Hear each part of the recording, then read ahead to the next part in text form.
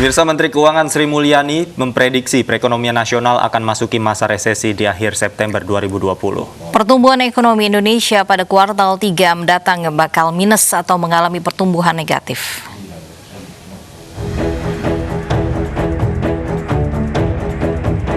Pandemi COVID-19 benar-benar menghantam perekonomian nasional.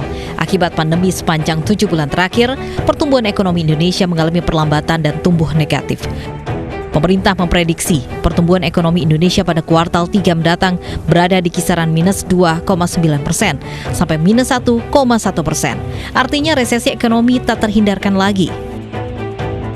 Kita masih harus berhati-hati melihat perkembangan dari perekonomian kita di kuartal ketiga ini yang tinggal beberapa minggu dan di kuartal keempatnya. Untuk keseluruhan tahun 2020, proyeksi kami di Kementerian Keuangan adalah antara minus 1,7 hingga minus 0,6.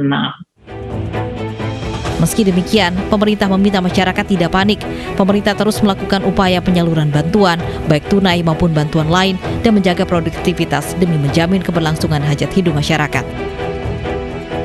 Terdapat sejumlah strategi bagi warga untuk menghadapi resesi yang tak terhindarkan lagi, di antaranya melindungi sumber penghasilan, menyimpan dana cadangan dalam bentuk likuid atau tabungan atau reksadana yang mudah dicairkan,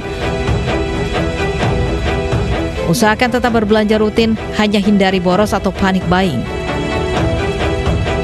Yang terpenting, pelihara optimisme, jangan panik, dan tetap kembangkan kreativitas yang menghasilkan pemasukan. Tim Liputan, iNews melaporkan. Seberapa besar pengaruh resesi ekonomi terhadap masyarakat dan apa yang harus dilakukan? Kita tanyakan pada Aidil Akbar Majid, Senior Financial Planner. Selamat siang, Mas Aidil. Selamat siang. Baik, Mas Aidil, ini Indonesia dilanda resesi. Banyak masyarakat yang khawatir menghadapi resesi ini. Jadi apa yang harus dilakukan dalam mengelola keuangan, Mas Aidil? Oke, jadi gini, mungkin saya tambahkan sedikit ya, bahwa sebenarnya kita sudah merasakan resesi itu sejak dari bulan Maret April. Jadi sebenarnya kalau kita bicara resesi akan terjadi besok itu hanya satu, bukan pembuktian, tapi lebih kepada konfirmasi atas kondisi ekonomi yang memang selama ini sudah menurun, gitu ya. Karena kan teori resesi mengatakan bahwa dua kali kondisi ekonomi minus maka dia resesi. Jadi sebenarnya besok itu hanya pembuktian di atas kertas bahwa benar loh Indonesia minus. Tapi kita sebagai masyarakat sudah merasakan kondisi ini dari sejak beberapa bulan sebelumnya. Jadi sebenarnya harusnya sudah nggak kaget lagi. Itu satu. Ya, kedua, seperti yang tadi sempat kita disampaikan di tayangan bahwa ada beberapa strategi. Yang penting adalah jangan sampai ketika resesi ini kita membutuhkan dana besar tapi kita nggak punya dana. Makanya kenapa kalau saya katakan bahwa nomor satu, cash is the king, itu selalu saya dengungkan di mana-mana ya. Kalau satu, cash is the king, kemudian berarti temannya cash adalah liquidity. Liquidity is the queen-nya, gitu ya. Cash is the king, liquidity is the king, the queen. Jadi emergency fund tetap harus ada. Kemarin sudah sempat dipakai selama 6 bulan terakhir karena beberapa orang mengalami PHK, mengalami pengurangan pemasukan, ya, dipotong gajinya dan sebagainya. Nah, ini tetap kita harus persiapkan lagi emergency fund dengan cara apa? Dengan cara mulai melikuidasi dana-dana investasi yang jangka pendek. Ya, biasanya kan ada dana investasi yang jangka pendek yang di bawah setahun. Nah, itu udah bisa mulai di liquidate dananya. Nah, dengan cara seperti itu kita mempersiapkan emergency fund untuk 3 sampai 6 bulan ke depan lagi. Karena biasanya setelah terjadi resesi, kemudian ekonomi membaik ya di 3 bulan berikutnya, tapi baru mulai dirasakan oleh masyarakat biasanya akan ada delay 1 sampai 2 bulan. Gitu. Nah, itu satu.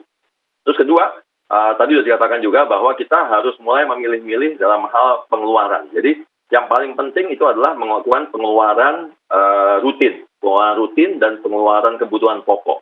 Ya, jadi kayak misalnya sandang, pangan, papan itu tetap harus dilakukan. Kemudian di luar itu mungkin kalau zaman sekarang pengeluaran tambahan adalah kuota gitu ya. Karena ada yang dari work from home, ada yang school from home gitu ya.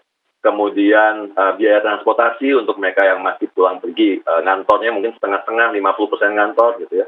So, jadi untuk hal-hal seperti itu tetap harus dilakukan gitu ya. Karena itu juga membantu perputaran ekonomi. Tapi kemudian untuk hal-hal yang sifatnya foya-foya, boros dan sebagainya. Untungnya kita lagi PSBB sekarang yang kedua ya, PSBB yang kedua. Jadi budget untuk ngape-ngape mungkin nggak ada, hilang gitu ya. Nah, itu yang harus ditahan dulu gitu. Kemudian belanja yang nggak penting-penting, misalnya baju kan belum harus meeting-meeting lagi, belum harus ketemu lagi, itu ditahan dulu. Jadi pengeluaran-pengeluaran yang sifatnya boros, sifatnya secondary atau tertier, kebutuhan tertier, itu yang kita tahan dulu, jangan sampai dilakukan sekarang, sampai kondisi sudah mulai membaik di akhir tahun atau bahkan mungkin di awal tahun 2021. Itu dulu. Baik, artinya memang harus mempertahankan konsumsi tapi tidak konsumtif berlebihan begitu. Cara yang mungkin bisa dilakukan di ekonomi keluarga, cara kreatif apa untuk antisipasi resesi yang terjadi, Mas Aidil? Ya, jadi kalau saya ngobrol dengan banyak orang tua ya, teman-teman saya gitu. Nah, selama ini selalu komplain bahwa pengeluaran terbanyak dari anak sekolah dari rumah ya, school from home itu adalah jajan. Nah, ini yang kita harus antisipasi dengan cara apa? Ya tadi, jajan boleh, nggak ada masalah gitu ya. Tapi ketika kalau jajan sehari sekali, kemudian frekuensinya naik menjadi sehari sampai 3-4 kali, maka udah pasti kita akan boros. Nah, kita coba cari penggantinya, jajan yang 2 kali, 3 kali tadi, dengan cara misalnya apa? Ada beberapa makanan yang memang bisa dibuat dimasak di rumah. Gitu ya. Kue-kue mungkin yang bisa simple dimasak di rumah. Tapi untuk jajanan lain, misalnya kopi gitu ya, kita bisa mengakali dengan daripada beli kopinya yang satuan, yang segelas, mungkin beli kopinya yang 1 liter, bisa dikonsumsi untuk satu keluarga gitu ya. Jadi kita itu dengan cara seperti itu kita bisa menghemat antara 20-30%, bahkan bisa sampai 50%. Gitu. Baik, terima kasih Mas Aidil Akbar atas tipsnya. Mudah-mudahan ini masyarakat dan juga ibu-ibu rumah tangga ini mendengar tips yang diberikan oleh Mas Aidil. Terima kasih Mas Aidil sudah bergabung di Anju Siang. Selamat siang. Waspada tsunami setinggi 20 meter mengancam pesisir selatan Pulau Jawa. Anju Siang akan kembali sesaat lagi.